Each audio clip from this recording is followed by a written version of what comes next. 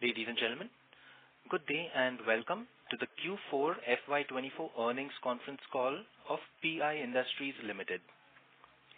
As a reminder, all participant lines will be in the listen-only mode. There will be an opportunity for you to ask questions after the presentation concludes.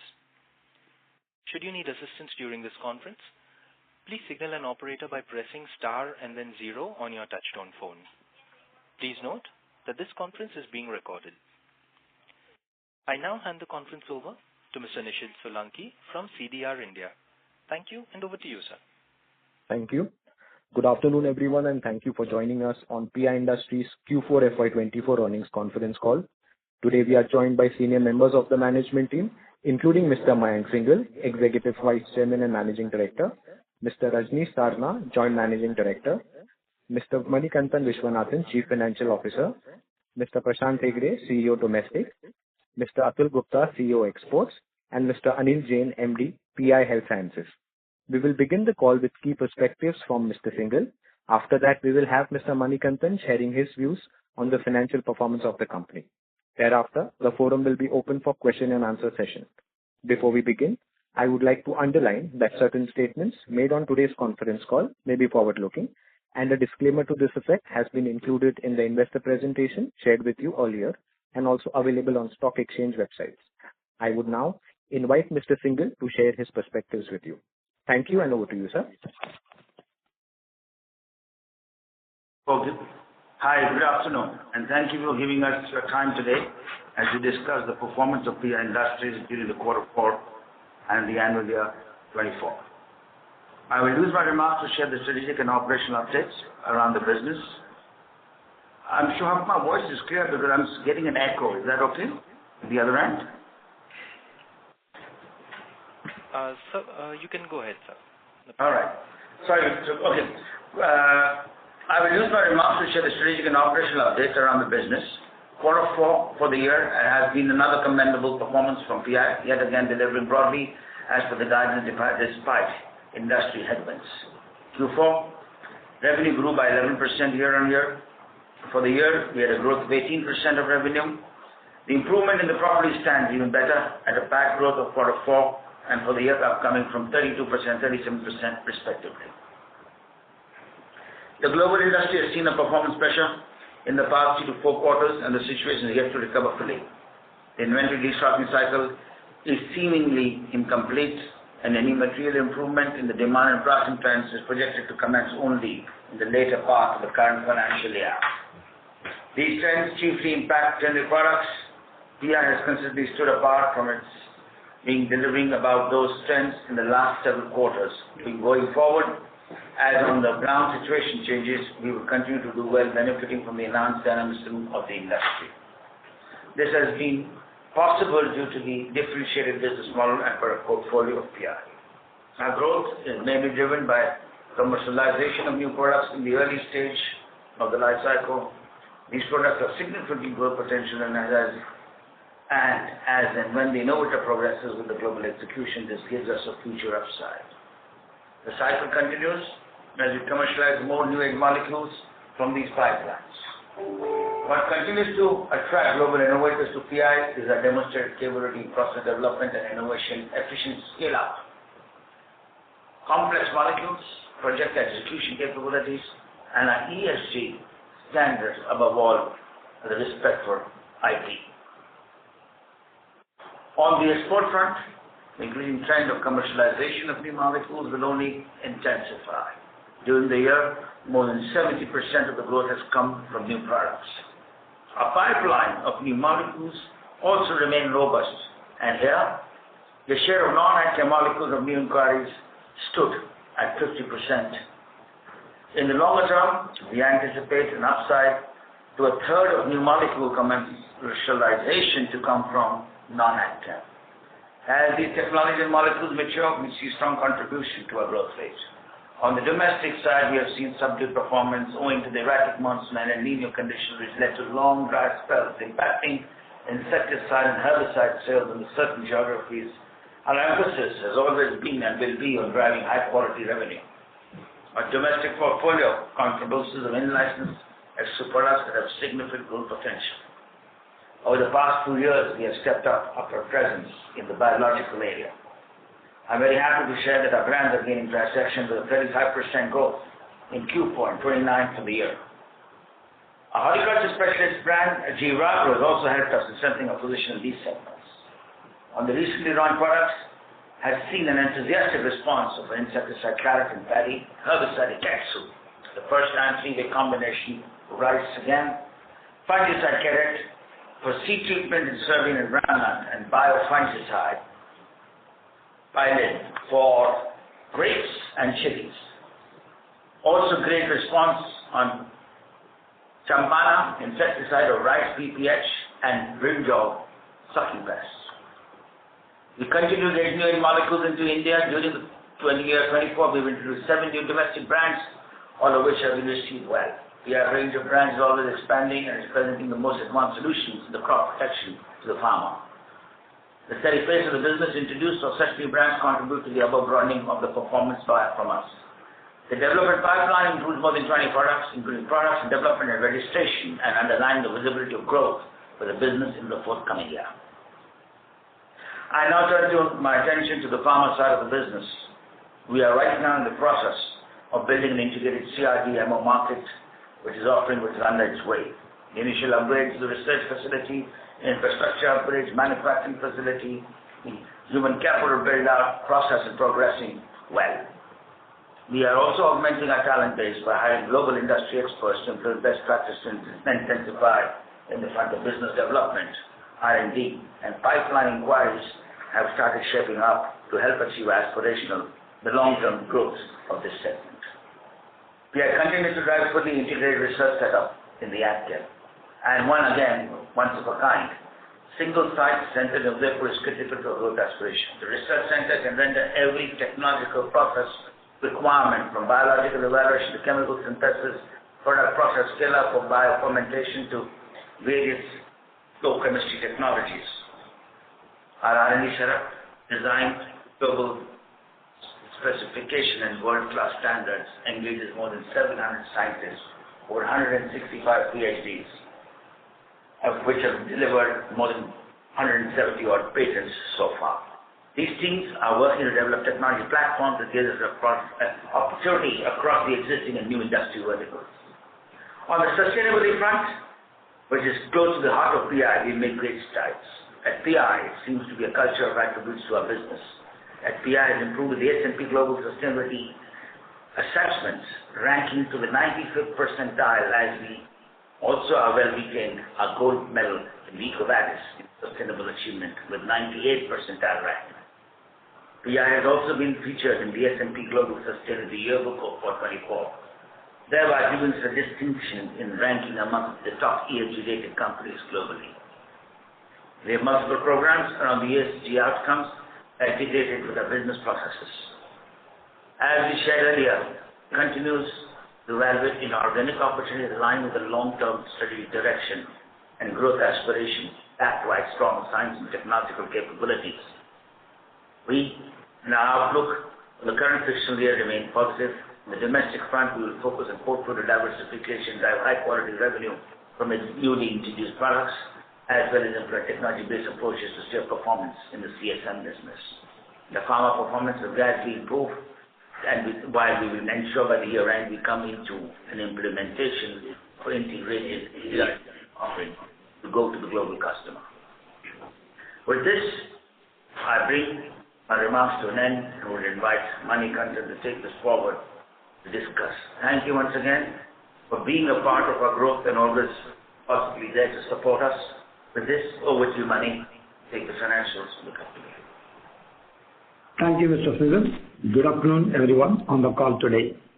I will summarize the company's financial highlights for the fourth quarter ended 31st March 2024. Please note that all comparisons are year-on-year and refer to the consolidated performance of the company. As Mr. Singhal has shared, our performance demonstrates a differentiated approach to doing business and a sharp focus on keeping operating parameters in line with our objectives. To share the performance highlights, during Q4 FY24, we reported a revenue of rupees 17,410 million, a growth of 11% over the same period last year. This was driven by 15% growth in exports revenue to rupees 14,701 million and around 5% decline in domestic revenues to rupees 2,709 million. Gross margin and EBITDA improved mainly due to favorable product mix and operating leverage. Profit after tax increased by 32% to rupees 3,695 million. Let me also cover the performance of the full year FY24. Revenue was rupees 76,658 million, a growth of 18% over the same period last year. This was driven by solid growth in export revenues by 25% to rupees 62,970 million, which offset 6% decline in domestic revenues to rupees 13,688 million. Profit after tax improved by 37% to rupees 16,815 million. Effective tax rate for FY24 is 11.3% with a one-off gain around 3% in our pharma subsidiary PI Health Sciences. The ETR for FY25 is expected to be around 24% due to tax exemption of our second SEZ unit at Jambusar moving from 100% to 50%. Cash flows from operating activities increased to rupees 20,359 million. This was due to higher EBITDA and efficient working capital management. The trade working capital in terms of number of days of sales reduced to 59 days versus 79 days as on 31st of March 2023. The inventory levels also reduced in terms of days of sales to approximately 62 days to rupees 13,012 million. Our balance sheet further strengthened during the year. Net worth increased to rupees 87,310 million. Capex stood at 10,823 million, including pharma acquired assets of rupees 4,972 million. Surplus cash, net of debt, is 38,825 million as of 31st March 2024. Our balance sheet and cash flows have stood robust in line with clear financial strategy and disciplined execution, thereby enabling a superlative performance. That concludes my opening commentary. I will now request the moderator to open the forum for Q&A. Thank you. Thank you very much. We will now begin the question and answer session. Anyone who wishes to ask a question may press star and 1 on their touchtone telephone. If you wish to withdraw yourself from the question queue, you may press star and 2. Participants are requested to please use handsets while asking a question. Ladies and gentlemen, we will now wait for a moment while the question queue assembles.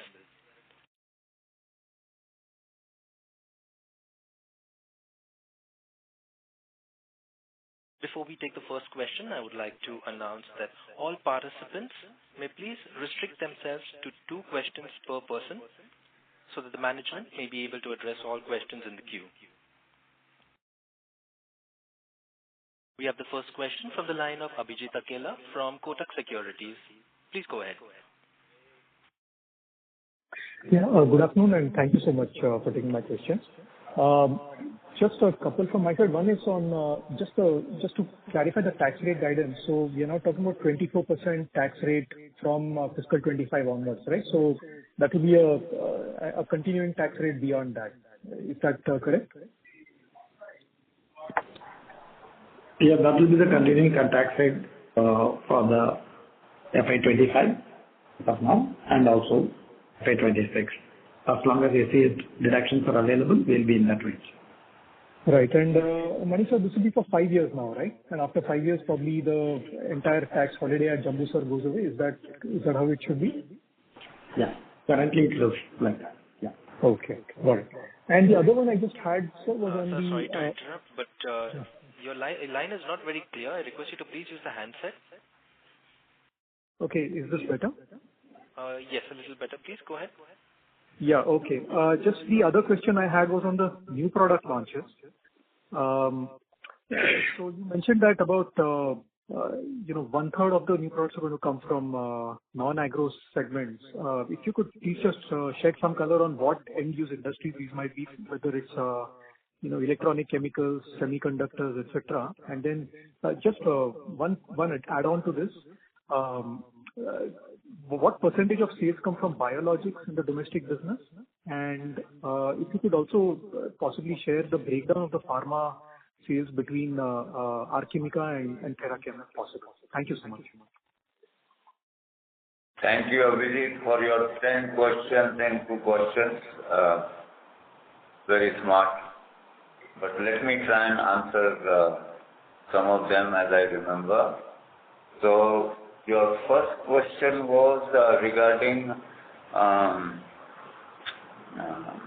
biologicals.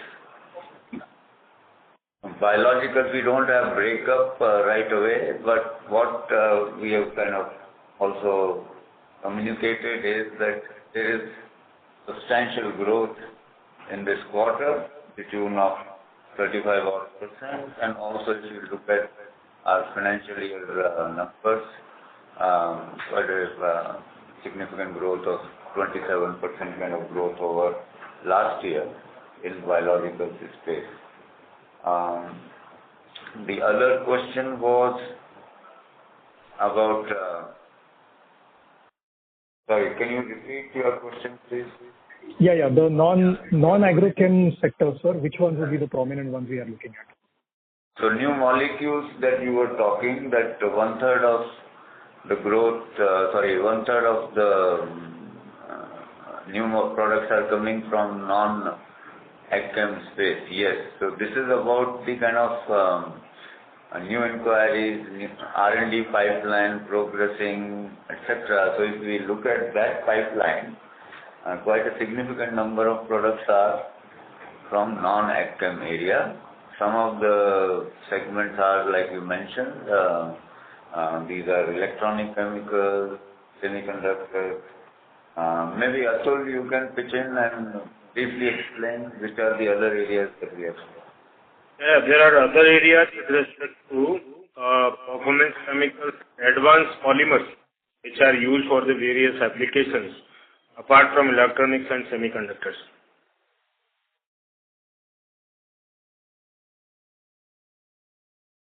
Okay. Got it, sir. Yeah, the last question I just had was whether it's possible to get the breakdown of pharma between Archimica and the rest.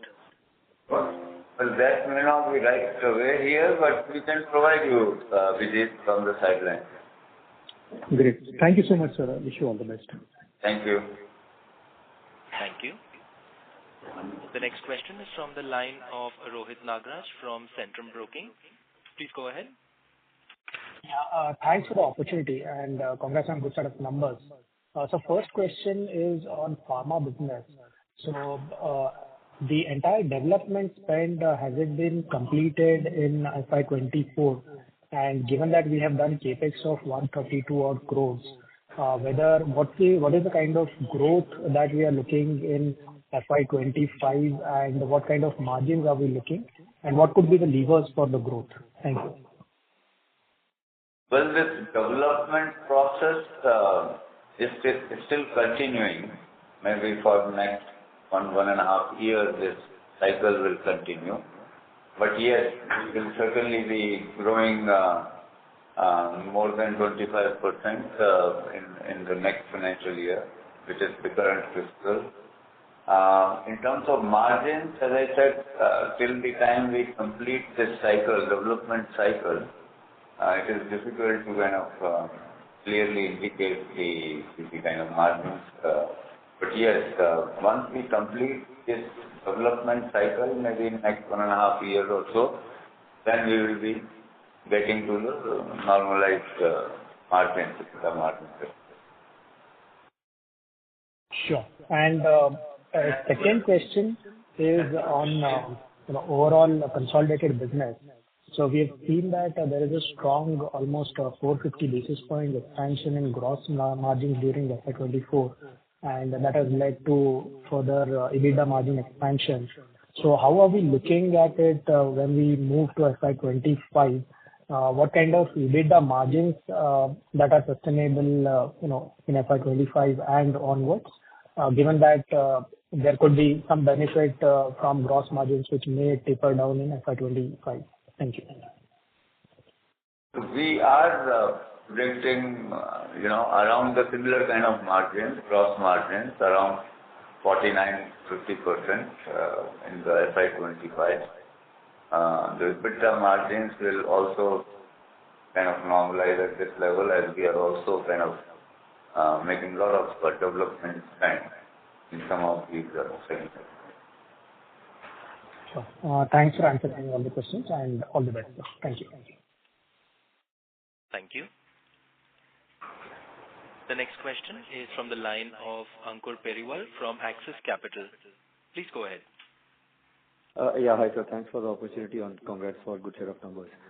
First question on the working capital side. A commendable job there in terms of, reduction in inventory, driving the working capital lower. How do you read this number going ahead, given, where I'm coming from, the domestic business had been slow in this year as well. And going ahead, hopefully FY 25 onwards, things should improve. So will we see some increase in working capital led by inventory going ahead, or these numbers should sustain? Well, we will sustain these, current levels. While there are some improvement opportunities, but we also believe that in some other areas there are going to be continuous challenges. So more or less, we believe that we'll be able to sustain the current levels that we are operating. Great, sir. Secondly, on the overall revenue growth guidance that you have, mentioned 15%. Is this at the company level, and how do you see the ECM part, ECM CSM part, going here? Yeah, so this is at the company level. Of course, the domestic, as we all know, that lot will depend on how the overall. तुम्ही ज्या व्यक्तीशी बोलत आहात त्याने तुमच्या कॉलला होल्डवर घेतले. Yeah, let me again repeat. So yes, this 15% guidance is at the company level. As we all know that on domestic side, lot depends on how the overall season will pan out. But going by the positive commentary as of now that we hear about monsoon and onset of monsoon, etc. We believe that we'll be able to kind of achieve this kind of growth on all businesses, domestic side, export side, as well as on pharma side. Sure, sir. And lastly, if I may, just on the cash that we are sitting on, plus the incremental operating cash flow generation, will, for the pharma business scale up, are we still looking at the inorganic part, or probably organic capex can see a significant uptick? Well, right now, and particularly in pharma, we are focusing on, settling this current cycle, development cycle, investment cycle. Okay. But yes, we are also looking at several other opportunities, inorganic opportunities, actively evaluating them. But in pharma, particularly as your question is, we are more focusing on completing the current development cycle. Okay, great, sir. Thank you and all the best. Thank you. The next question is from the line of Vivek Rajamani from Morgan Stanley. Please go ahead.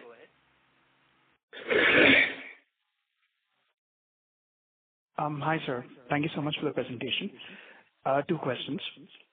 You mentioned in the presentation that about 70% of the export growth has come from the new products. Would it be possible to share some color in terms of what is the absolute share of these new products in your CSM portfolio today, and where do you see the scaling up, say, in the next couple of years? Well, these percentages or absolute numbers won't be in front of us, but suffice to say that basically we are diversifying this whole portfolio of CSM which is also kind of reflecting in the growth numbers that we are seeing, that significant percentage of growth is coming from new molecules that we have commercialized in last 3 years. And secondly, even the pipeline and the commercialization, more than 25-30% of the molecules are from non-active space, basically diversifying the overall portfolio. Sure, sir. And the second question was, you've obviously mentioned that a third of the new molecules will be non-AgChem and they'll also ramp up. Just wondering if these products will still be operated out of your existing suite of facilities, and at what point in time do you think you'll have to invest in new or dedicated capacities to cater to these new non-AgChem opportunities? Well, currently these are being managed from our existing site as well as existing multi-product plants, white spaces. But as the volumes will grow, we can certainly look at building dedicated multi-product plant. By the way, one of the plants which is in process is a kind of a dedicated plant for some of these products. Sure, sir. I'll rejoin the queue. Thank you so much and all the very best. Thank you. The next question is from the line of Rohan Gupta from Nuvama Institutional Equities. Please go ahead. Yeah, good afternoon and thanks for the opportunity. So first question is on the similar line that on the new products you have mentioned in the presentation, roughly 6 new products, and a large part of the growth in exports have come from 70% has come from the new products. I mean, not immediately in the near term, I mean not FY25, but I'm looking at over next 2-3 years. How do you see that the revenue contribution coming in our export market will be from the new products in overall export revenue, and give some broader color on that? Well, it would be quite significant contribution. And if we see next 3 years, considering the kind of levels that we have already achieved, I think more than 30-35% of the contribution would be from these products, which would have been commercialized in last maybe 5 years or so. So yes, going forward, there is a lot of focus being put on commercializing new products, intensifying this whole development phase of many of these products which are in the R&D phase today, and they were in R&D phase in last couple of years. But yes, I mean many of these products are getting commercialized and scaling up. Okay. Sir, if you can give some sense on this pharma piece, where the margin profile is still, I mean, a gross margin though is pretty decent at 65%, but at EBITDA level because the overheads and also, if you can give some sense of how the revenue ramp up will be there on the pharma part of the business, and if we can expect that because you have initially guided that your EBITDA margin in the pharma business also will align with the PI margin over next 3 years. I think that almost 1.5 years already completed. So are we looking at that margin profile of pharma piece will be aligning with the PIs, and in what time frame? Yeah, so we have just completed 1 year of these acquisitions. As I was telling to the earlier participants, that the development cycle as we see today will continue. The investment development cycle will continue for at least next 1.5 years or so, and we will surely see the normalized EBITDA margins post that. So we are still looking at in next 2 years, EBITDA margins in pharma business will align to 24% kind of numbers with the PI numbers. Is that fair assumption? Yeah, it will surely be 20% plus kind of level post 3 years and of sir, development. and sir, after 1 year of acquisition of pharma, so once again going back to the history when we were looking at that the pharma piece should contribute roughly 1,500 crore rupees kind of revenue over next 3 years. So, are we still looking those numbers intact from the pharma part? No, I don't know 1,500 crore, but you see, point here is that in next 3 years' time, 2-3 years' time, we would surely complete this investment and development cycle, number one. Number two, the growth in revenue, as I was telling to the earlier participant, will certainly continue during this period also in the development and investment scale. And our outlook for next 3 to 5 years, kind of, more than doubling these revenues of what we had acquired is certainly there. That will continue. Okay. So the last bit from my side and come back in queue. In terms of the growth guidance, in terms of revenue, you are saying roughly 15%. How are the new molecules, specific new molecules and all which we are launching at exports and also in biologicals in domestic? So, amid that, we are still looking 15% growth. So it is because on our biggest molecule, are we expecting some kind of deceleration there in growth, or the revenues from those products will start declining? Are we expecting any of that those stock while giving the revenue guidance of 15%? Can you again please repeat? We were not able to clearly, hear your question. The line is not very clear. Sorry, sir. I was saying that we are still giving a 15% revenue growth guidance. However, the 6 new products launched in export market where you see that the significant ramp up along with the biological. So in our view, the growth guidance should be higher unless we are expecting our top contributing product, maybe Pyraxo, is seeing some degrowth. Are we factoring any such possibility in while you are giving the guidance of 15%? No, it's not, the degrowth or the, growth prospects of a particular product. You see, it's a product mix, product portfolio. There are products which are quite stable. There are products which are over a period degrowing, and there are products which are being launched which are early in their life cycle and they are growing. So this is the kind of portfolio.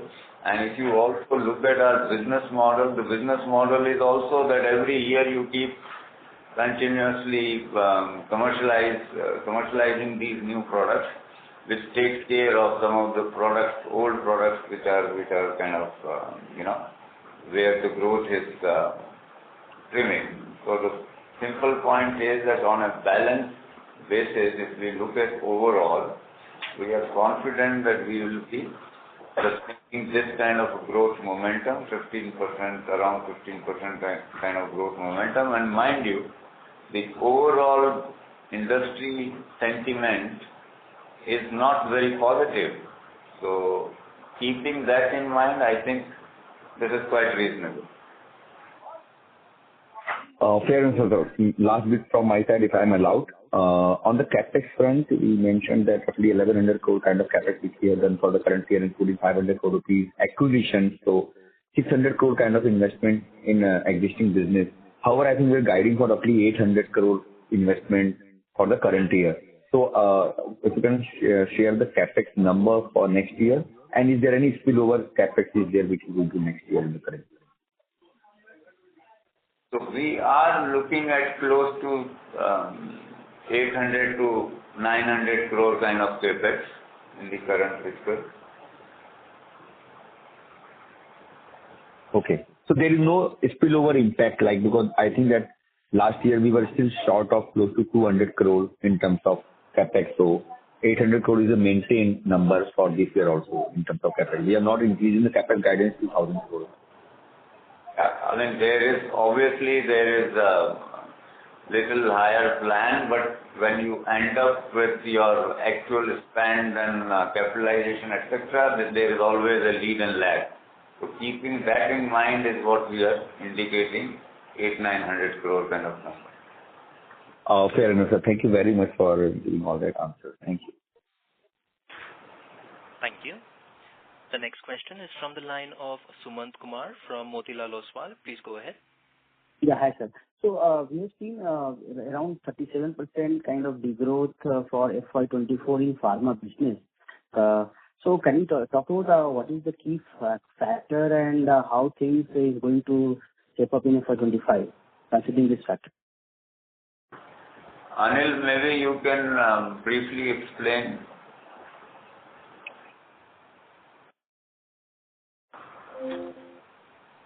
Okay, it seems his line is not clear.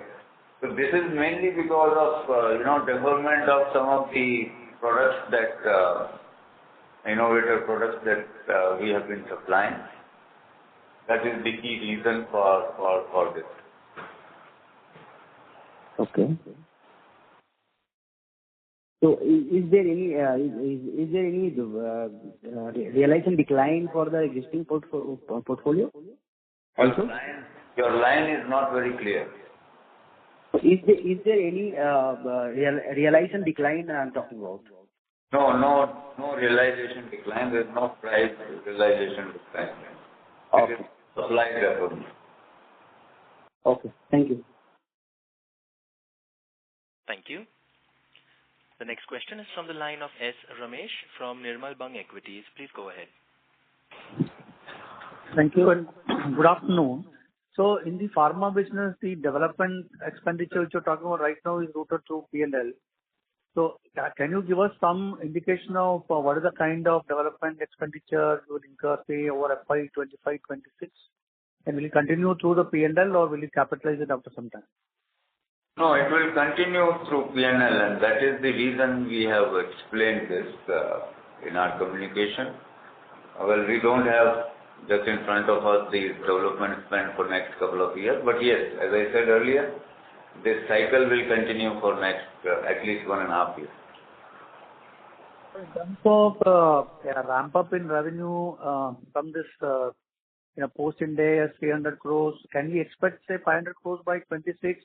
And this pro forma EBITDA margin before development spend of 12%, can that go to about 14-15% in the next 2 years? Yeah, that's what we are expecting.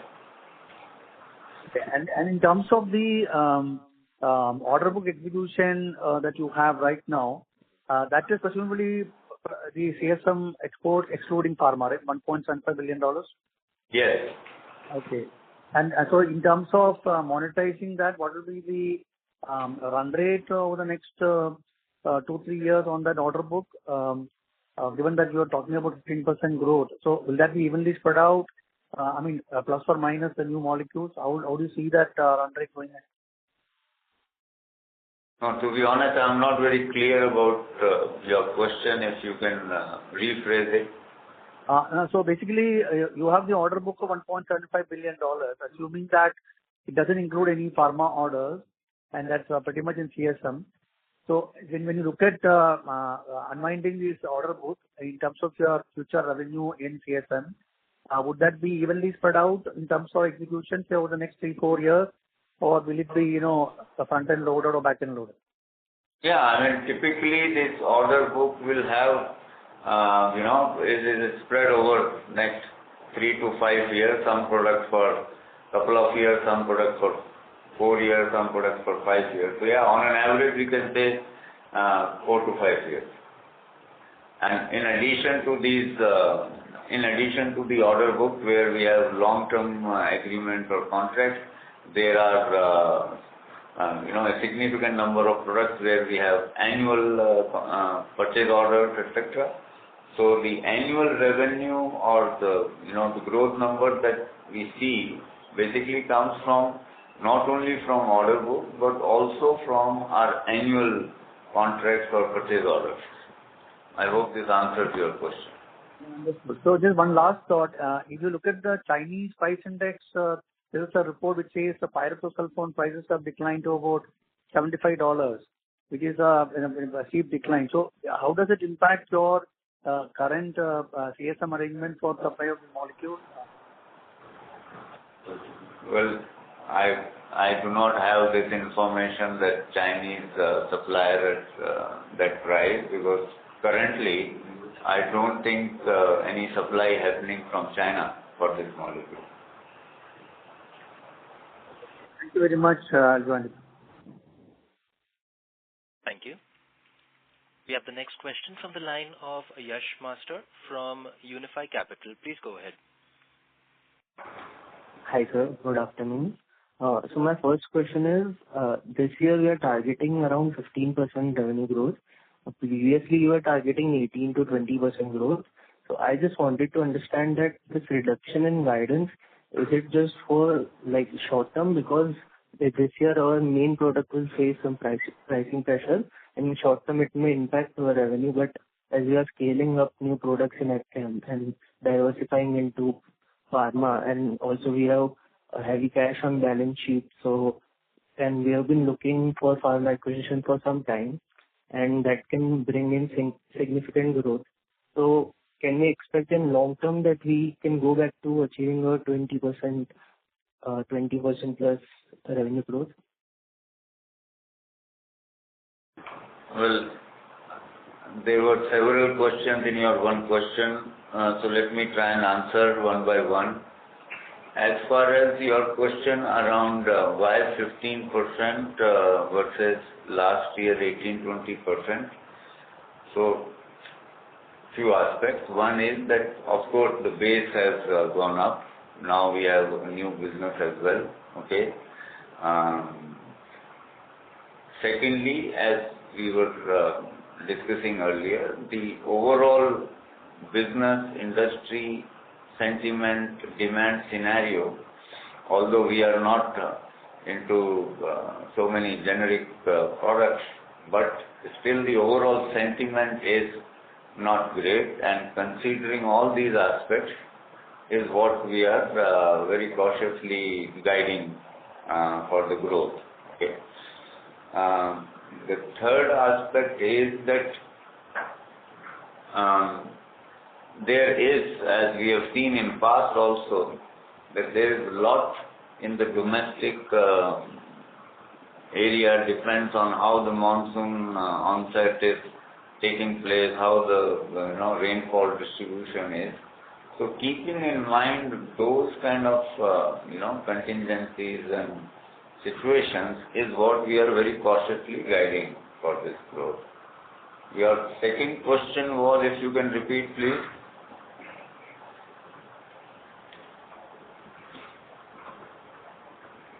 Can you please repeat your second question?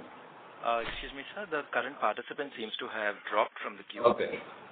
Maybe we can take up another question. Yes, we will proceed to the next questioner. We have the next question from the line of Krishan Parwani from JM Financial. Please go ahead. Yes. Hi, sir. Thank you for taking my question. Firstly, on this pioxanilitol, so, when can we expect first launch? Will it be 3-4 years down the line? And also any number on peak sales from this product, if you can give? Well, yes, it typically should start 3-4 years plus ahead. Giving numbers would be too early to comment. The product is under evaluation development. Yeah. Okay. And secondly, on this rest of the QIP money, do you have any more inorganic acquisition plans? Yes, we are very actively evaluating a few options. Understood. And lastly, if I may, just some small clarification. On this 800-900 crores capex that you're going to do in the current fiscal, so could you give a breakup in terms of what could be the non-AgChem capex? Well, that would be very difficult. Atul, maybe you can come in if you have any such breakup. We don't have it. Not really, sir. Yeah, we don't have this breakup. So this is, as you may know, that these are multi-product plants. These are generally not for a very specific molecule. So when we build these plants, they are for several products. Understood, sir. I mean, I was just more of asking because other than, in the AgChem, since you have the technical, so those would be different than the NPP. But in any case, no worries. And wish you all the best for the coming years, sir. Thank you. Thank you. Thank you. The next question is from the line of Yash Master from Unifi Capital. Please go ahead. Yeah, sorry, sir, I disconnected from the line. No, I will refer to the transcript for the answer. I just had one more question. So I wanted to understand on the pyroxasulfane side, the technical that we are supplying to the innovator is going off patent this year in US. So but the formulation is still patented for some years. So the final product could see less price erosion, but our technical is going generic. So other suppliers could make it. So how much price erosion are we expecting on the technical side? Well, we don't really expect, any impact of this product going, off patent in US in current fiscal, because it will take few years for registration for another players to come in. The second point is, which you also kind of mentioned, that the formulations, the products which are being marketed, combinations, they have pretty longer, exclusivity or patent. So therefore, we don't expect in the developed market any significant impact. Oh, okay. And can you just provide something on domestic outlook, like how is it looking right now, and when can we expect growth to pick up in that segment? Prashant, you may come in. Yeah, hi. Yes, last 1 year, we all know, it has been a challenging year for domestic because of extreme weather condition. However, given the IMD forecast and SkyMet forecast on rains, so we are definitely optimistic for the first quarter. Okay, so we can maybe see growth from first quarter itself. Yeah, the first quarter is more of a placement quarter. Otherwise, if you look at the consumption starts by second half of June, and basically second quarter is where the major consumption. Having said that, the industry has a higher inventory in the marketplace, so we also need to have a close watch in case if there is a little bit of delay in rain, that may have impact. Otherwise, as of now, going by the forecast, we are positive. Okay, so on a quarter-on-quarter basis, it may differ, but on an annual basis, there will be a growth in domestic revenue. Yes, definitely. Yeah. Okay, thank you. That's all. Thank you for answering all my questions. I'll get back in the queue. Thank you. The next question is from the line of Lavanya Tutala from UBS. Please go ahead. Hi, sir. Thank you for the opportunity. One question from my side is, new product contribution in CSM. I think earlier in last year we have mentioned something around 17-18% of the revenue comes from this. Considering 70% growth in the new product, is it right that we would have reached somewhere around 23 to 25%? Yeah. The line for you is not very clear. May we request you to please use the handset mode? Is it any better now? No, it is not clear. Sorry, if it's not clear, I will rejoin the queue. Is it clear now, or should I come back? Little better, yes. Yeah. So I'm just asking on the new product revenue share. So last year, our revenue share was somewhere around 17-18%. Considering 70% growth in this segment, our revenue share from new products should have been somewhere around 23 to 25% in FY24. Is that the right understanding? Yes, you are right. Okay, so this we are expecting to grow to about 30-35% in the next 3 years. Yeah, at least 30%. Okay, got it. Also, I wanted to understand a bit more on the deferment of innovative products which you mentioned.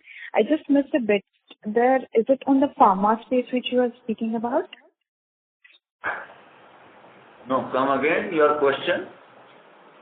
So in the earlier question, you mentioned about deferment of some innovative products in terms of our supply.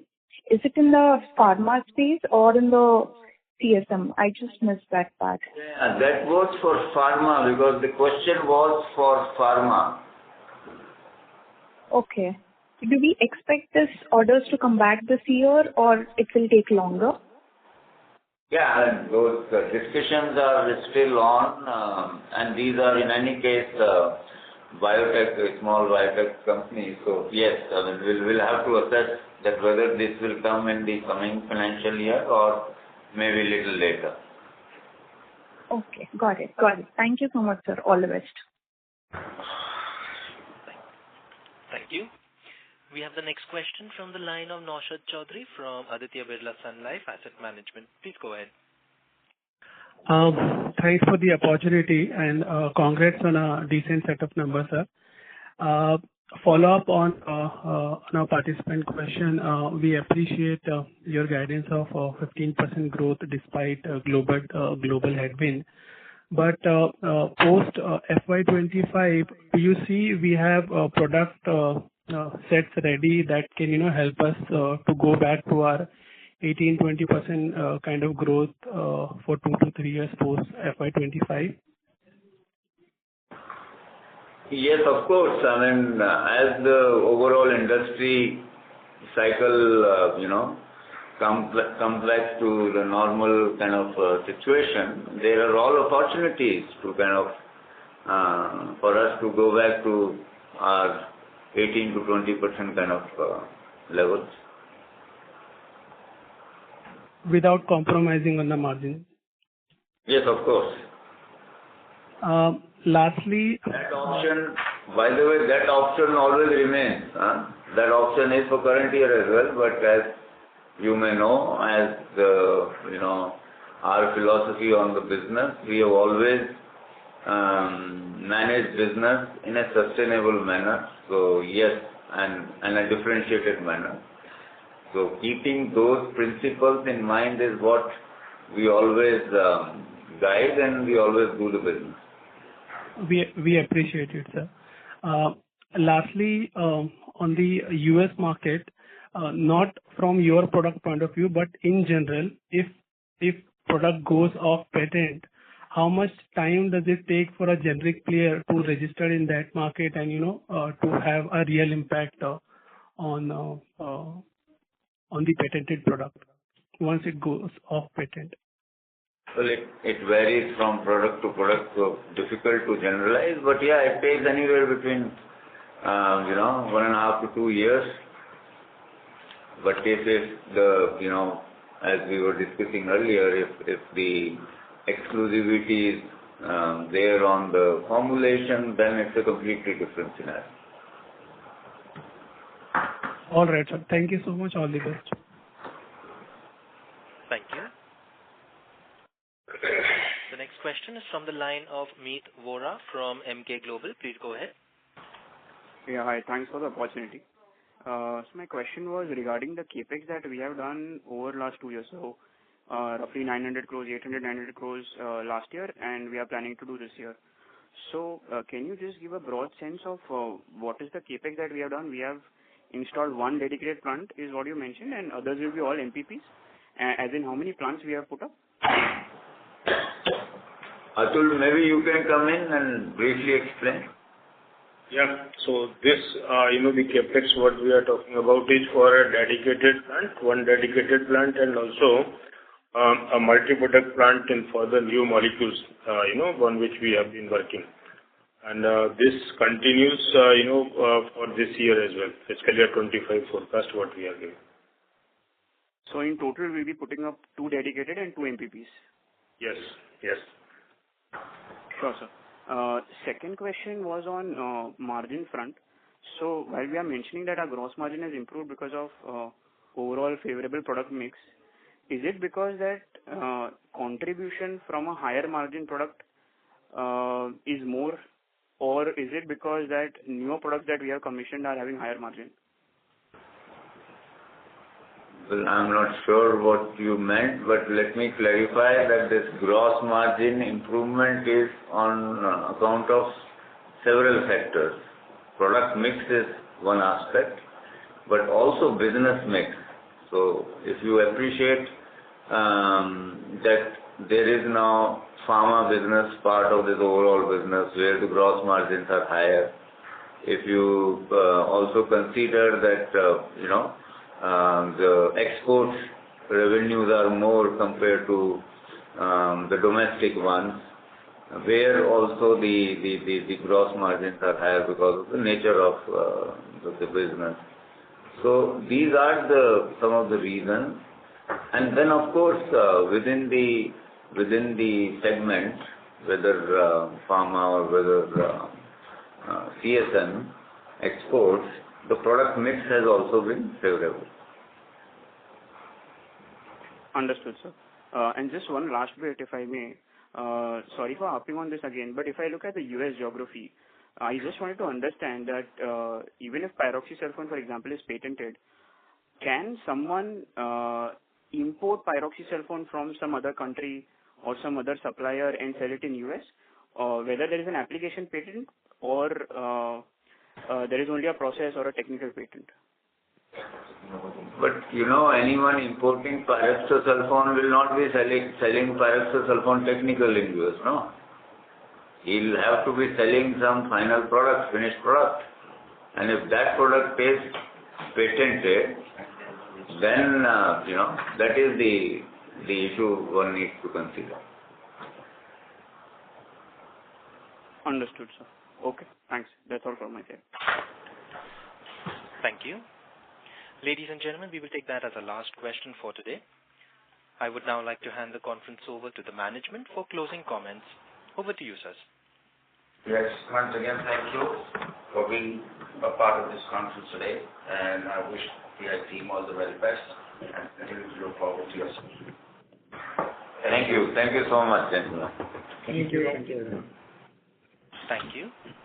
On behalf of PI Industries Limited, that concludes this conference. Thank you all for joining us. You may now disconnect your lines.